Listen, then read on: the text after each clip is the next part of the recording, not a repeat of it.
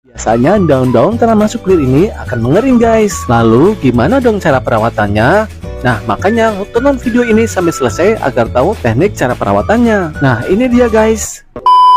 Perlu teman-teman ketahui bahwa pada saat awal pembelian tanaman suklir ini, dulu ini tanamannya usianya masih kecil ya. Batang tanamannya masih pendek dan cukup subur waktu di tukang tanamannya. Lalu saya belilah tanaman suklir ini, kemudian saya bawa pulang. Nah kemudian setelah saya rawat di rumah selama kurang lebih 2 minggu, tiba-tiba daunnya pada mengering semua guys. Tapi tenang aja, setelah saya melakukan perawatan, muncullah daun-daun baru dan jadi tumbuh menjadi tanaman dewasa, menjadi subur seperti ini. Lalu waktu tanaman saya menjadi kering itu, daun-daunnya apa sih yang saya lakukan sehingga tanamannya muncul lagi daun-daun barunya seperti ini? Ternyata inilah yang saya lakukan. Jadi awal waktu perawatan, bagian cabang-cabang tanaman yang daun-daunnya pada mengering itu batangnya saya pangas-pangasin ya seperti ini. Jadi gundul rata, tidak ada satu batang pun yang ada daunnya. Nah loh, apakah tidak mati tanamannya? Tentu tidak. Nah ini buktinya keluar muncul batang-batang baru dan daun-daun yang baru,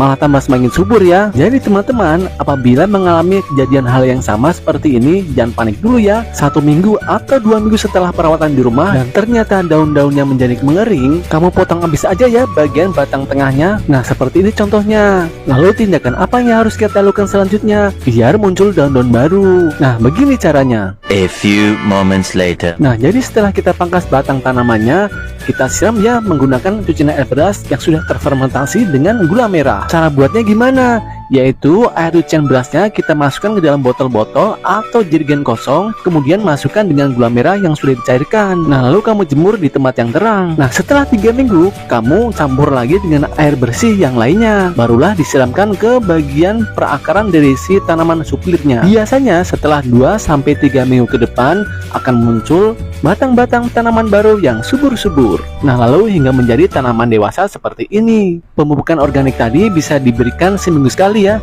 Nah lalu setelah muncul daun-daun baru, apa yang harus kita lakukan selanjutnya agar tanaman ini terus bertumbuh hingga dewasa tidak mati? Nah jadi setelah munculnya daun-daun baru atau batang-batang baru, inilah yang saya lakukan, yaitu memberikan pupuk kambing atau pupuk kandang sebanyak 1 genggam, ditaburkan ke permukaan media tanamnya ya, yaitu sebulan sekali. Nah inilah penampakan pupuk kambingnya.